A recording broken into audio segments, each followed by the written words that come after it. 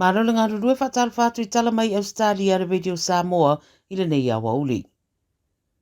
O whaia mōrianga le Australian Federal Police I se li tala vau, ono se tamu whainga sa fuafua I se a onga I le tui mātua Brisbane, whai mai le 9 News e tala tunuina le tame titipu na ta ua, na tamu whaia whaatau ni whana I lunga upenga ta whae langi. Le mōrianga la ua whaia iei ono olo na tamu whaia whaatino, pe fuafua ni ngā yoinga o se atau ni fuafuanga whaatupu whalave lave. O le eitu e ngā sori ngā tūla whono pe a whaamaunia e soro atoa I le whare pui pui.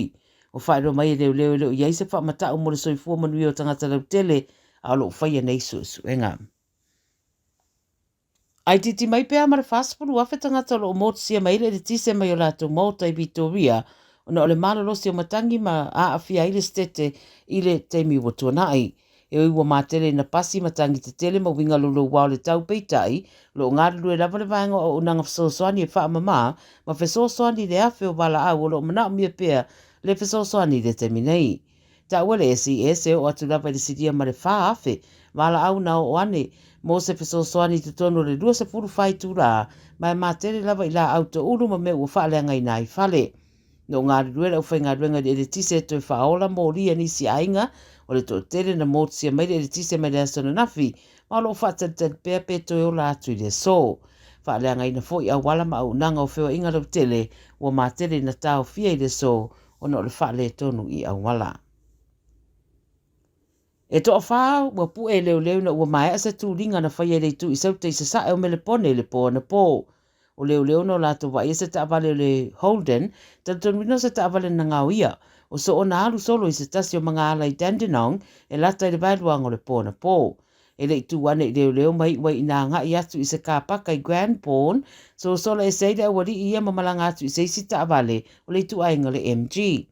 Se teimi munumudiane na mawai e leo leo I lato wia to wha, to tasi na ave le wharamai, e whaia tong fitinga aesu e leo leo le isi to tolu.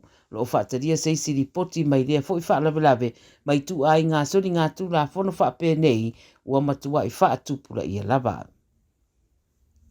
Wa lapta ia tangata whamalanga I sini rea so ia mautinoa e whetu una I fuafuanga e fua I le whaanga sorongo whainga malanga trains I rea so ina wari putia o la iei se whaatuai o na iei le tangata sāba aia e lata I le no fuanga e alua nei le train I Redfern ma wafuai I whaatuai I whainga malanga. Lo a fia umai whainga malanga trains mai malava lele le Airport and Southern Lines se iau I le North Shore ma le Western Line.